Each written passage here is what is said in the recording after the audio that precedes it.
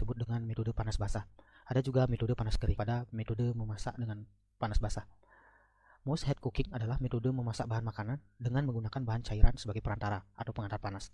Jadi ada bahan cairan, baik itu berupa kaldu ataupun air, susu, jelas ada bahan cairan. Nah, seperti apa? Yang pertama ada tentang boiling, kemudian simmering, ini teknik metode memasak, boiling, simmering, blanching, steaming, poaching, braising, stewing, au bain-marie. Ada 8 metode yang akan saya bahas. Yang pertama, boiling. Boiling atau merebus adalah memasak bahan makanan dengan bahan cair sampai mencapai titik didih 100 derajat. Sampai gelembung, sampai mendidih. Nah, ini contoh videonya. Jadi memanaskan air dalam bahan cair sampai mendidih. Contoh bahan makanannya umumnya merebus telur atau umbi-umbian, merebus sayuran, merebus daging. Itu boiling. Yang kedua, simmering. Hampir mirip dengan boiling. Nah, simmering ini adalah teknik memasak bahan makanan dalam cairan mendidih dengan menggunakan api kecil. Jadi menggunakan api kecil, umumnya alat yang digunakan adalah stockpot dengan ukuran yang tinggi sehingga banyak air yang bisa diolah dengan api kecil. Nah, umumnya ini pemasakannya dalam waktu yang lama, seperti membuat kaldu. Pembuatan kaldu menggunakan teknik simmering. Nah, terus apa perbedaan boiling dan simmering? Nah, di sini sudah terlihat dalam video, kalau boiling itu gelembungnya lebih banyak, simmering sedikit. Nah, kalau dari segi suhu, boiling 100 derajat, simmering 85 sampai 96 derajat, tidak sampai mendidih. Gelembungnya, kalau boiling banyak gelembung, kalau simmering sedikit. Kalau boiling api besar, kalau simmering api kecil. Demikianlah perbedaan simmering sama boiling. Yang ketiga, kita akan membahas blanching. Blanching adalah memasak bahan makanan dengan memasukkan bahan makanan ke dalam cairan mendidih dan diberi garam dalam waktu yang singkat. Jadi air yang diberi garam kemudian dididihkan, bahan makanan dimasukkan ke dalam air yang bersih garam dalam waktu yang singkat. Setelah diblensir, segera dimasukkan ke dalam air dingin. Jadi disiapkan air panasnya dan juga air dinginnya. Tujuannya dimasukkan ke dalam air dingin untuk menghentikan proses pemasakan. Nah, ini contohnya proses memblanching. Jadi ketika dipanaskan, selesai dipanaskan dalam waktu singkat, langsung dimasukkan ke dalam air es, air dingin. Jadi tujuannya adalah ini menonaktifkan enzim, kemudian juga membunuh mikroba yang ada dalam bahan makanan. Biasanya umumnya untuk sayur-sayuran dan buah. Contohnya jelly drink, produk UHT, susu pasteurisasi. Jadi blanching ini berbeda-beda masing-masing sayuran, tapi umumnya digunakan untuk sayuran dan buah. Steam. Nah, ini mengukus adalah memasak bahan makanan dengan uap air panas atau air mendidih. Jadi ciri steaming itu ada lubang-lubang, ada steamer atau saringan di sana untuk mengalirkan uap air panas.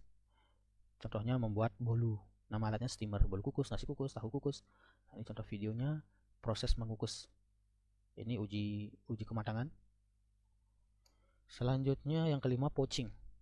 Poaching adalah teknik memasak bahan makanan dalam cair api kecil. Ini juga menggunakan api kecil. Yang terkenal adalah poached egg. Airnya tidak terlalu banyak, hanya sekadar menutupi bahan makanan. Ini contohnya poached egg, yaitu telur dengan teknik poached egg. Biasanya ini dilakukan untuk telur, ikan, daging, unggas, dan buah. Ketika dipanaskan, nanti putih telur akan menyelimuti yang kuning telur. Selanjutnya yang keenam, braising. Nah, braising ini adalah memasak bahan makanan dengan sedikit cairan tertutup. Jadi lebih besar dia bahan makanannya. Ini mirip dengan teknik stewing, tapi potongan dagingnya lebih besar dan ditutup.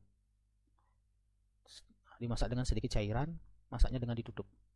Dengan api kecil, potongan dagingnya lebih besar. Sehingga daging yang dihasilkan lunak dan aroma keluar menyatu dengan cairan. Stewing. Perbedaannya dengan braising. Tadi stewing itu bahan makanan dengan menumis terlebih dahulu, lalu tambahkan dengan cairan di atas api sedang dan sering diaduk-aduk.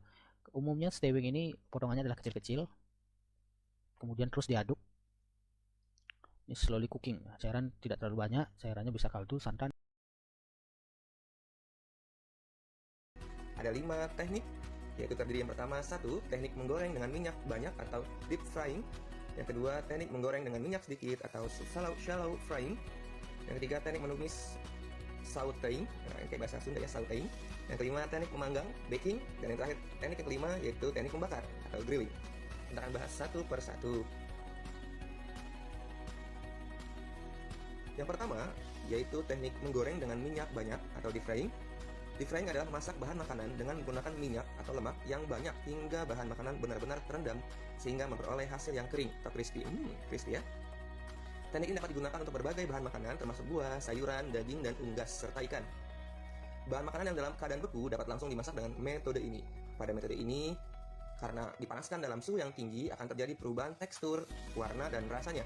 Pada proses pengolahan dengan metode deep frying ini, berapa kandungan gizi akan rusak, tapi kandungan energinya akan tinggi karena mengandung lemak. Jadi minyak itu mengandung lemak ya. Proses deep frying juga biasanya lebih sedikit kehilangan kandungan vitamin yang larut dalam air, karena dalam proses ini tidak terdapat air yang melarutkan. Sebagai contoh, keripik kentang lebih banyak mengandung vitamin C dibandingkan kentang rebus. Agar kalian lebih mengerti, kita lihat video berikut ini.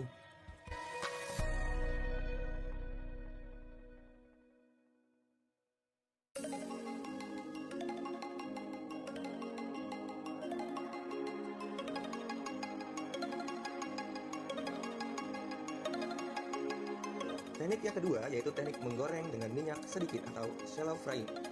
Shallow frying adalah mengolah bahan makanan atau proses menggoreng yang dilakukan dengan cepat dalam minyak goreng yang sedikit pada wajan datar. Dalam shallow frying, bahan makanan biasanya hanya satu kali dibalik. Pada shallow frying, panas didapatkan dari pemanasan minyak atau lemak. Dengan teknik ini, bahan makanan tidak akan menjadi terlalu matang. Asam amino yang terdapat pada bahan makanan akan tidak hilang, meskipun protein akan menyusut, dan juga akan kehilangan beberapa jenis vitamin B. Nah, kalian mengerti? Kita lihat video berikut ini.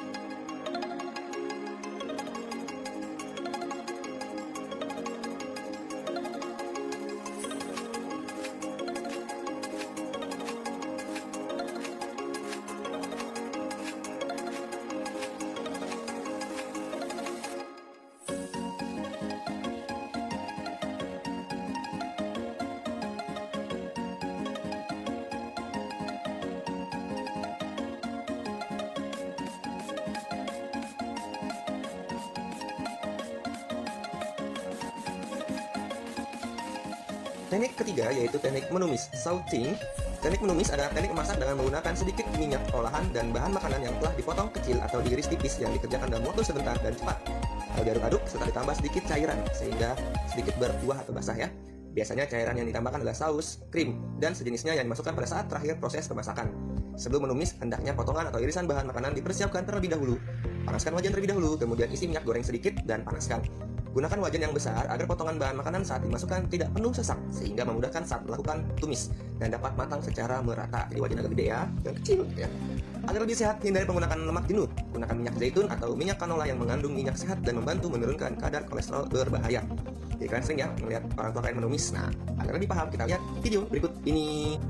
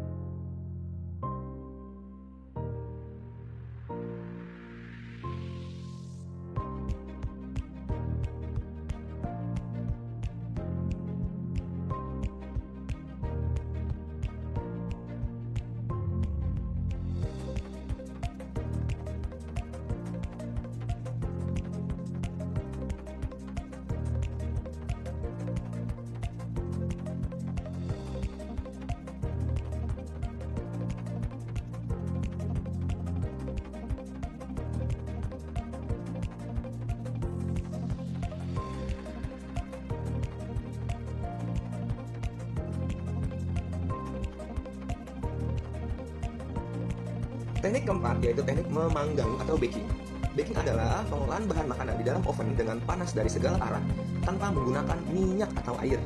Cara memanggang memiliki beberapa metode, diantaranya seperti berikut. Yang pertama adalah memanggang kering.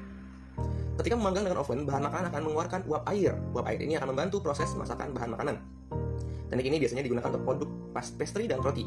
Selain itu digunakan untuk masak daging dan ikan. Ini teknik pertama ya, teknik memanggang kering. Berikutnya masih baking, yaitu kedua memanggang dalam oven menambah kelembaban.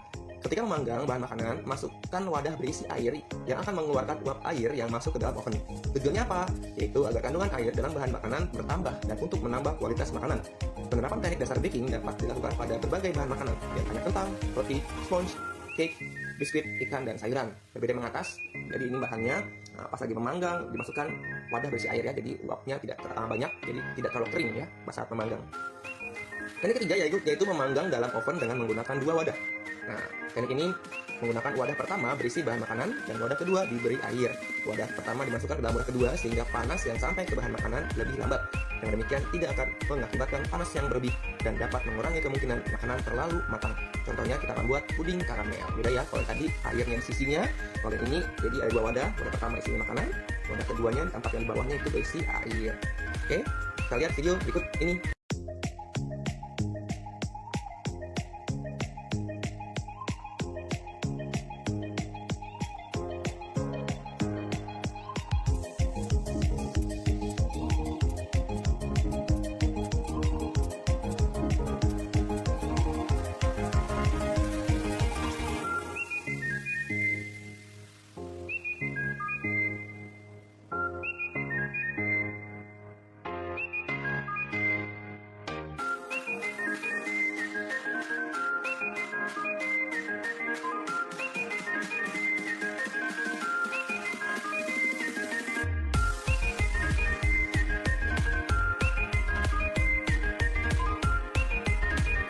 Berikutnya yaitu teknik membakar atau grilling.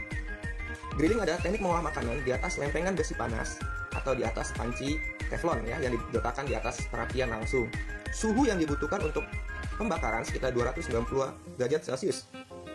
Grill juga dapat dilakukan di atas bara langsung dengan jeruji panggang atau alat bantu lainnya. Dalam teknik ini perlu diberikan sedikit minyak baik pada makanan yang akan diolah maupun pada alat yang digunakan.